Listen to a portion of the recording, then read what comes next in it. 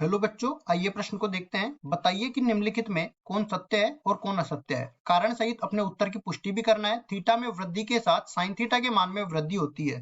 प्रश्न को हल करने से पहले इसकी मुख्य अवधारणा के बारे में चर्चा कर लेते हैं। मुख्य अवधारणा तो यहाँ पे देखिए, मेरे को त्रिकोणमिति सारणी में साइन थीटा का मान पता होना चाहिए। थीटा का मान के साथ साथ साइन थीटा का मान कैसे परिवर्तित होता है। तो यहाँ पे मैं लिख देता हूँ थीटा और नीचे लिख देता हूँ मैं साइन थीटा।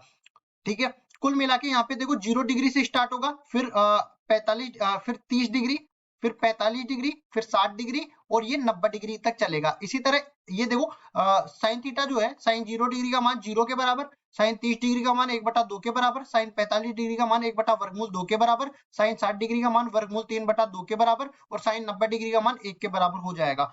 अब यहाँ पे देखेंगे थीटा के मान में परिवर्तित होने से साइन थीटा का मान कैसे परिवर्तित हो रहा है। तो ऊपर तो मैं थीटा लिख दूंगा और यहाँ पे देखिए मैं 0 डिग्री से लेके 0 डिग्री से 30 डिग्री में परिवर्तन कर रहा हूं। इसका मतलब मैं थीटा का मान यहाँ से बढ़ा रहा हूँ।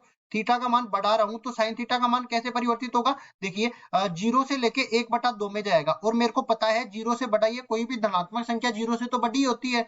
तो यहाँ साइन थीटा का मान भी बढ़ गया। इसी तरह आगे भी देख लेते हैं। जब मैं थीटा का मान यहाँ से मान लो कि ये 1/2 से 1/वर्गमूल 2 ले जाऊंगा, तो मतलब कि 30 डिग्री से मैं 45 डिग्री पे जा रहा हूं। इसका मतलब मैं थीटा का मान बढ़ा रहा हूं। तो साइन थीटा का मान कैसे परिवर्तित होगा हम देख सकते हैं। साइन 30 डिग्री का मान 1/2 होता है और साइन 45 डिग्री का मान 1/वर्गमूल 2 होता है। 1/2 का मान 0.5 के आसपास होता है, ये 0.707 के आसपास होता है।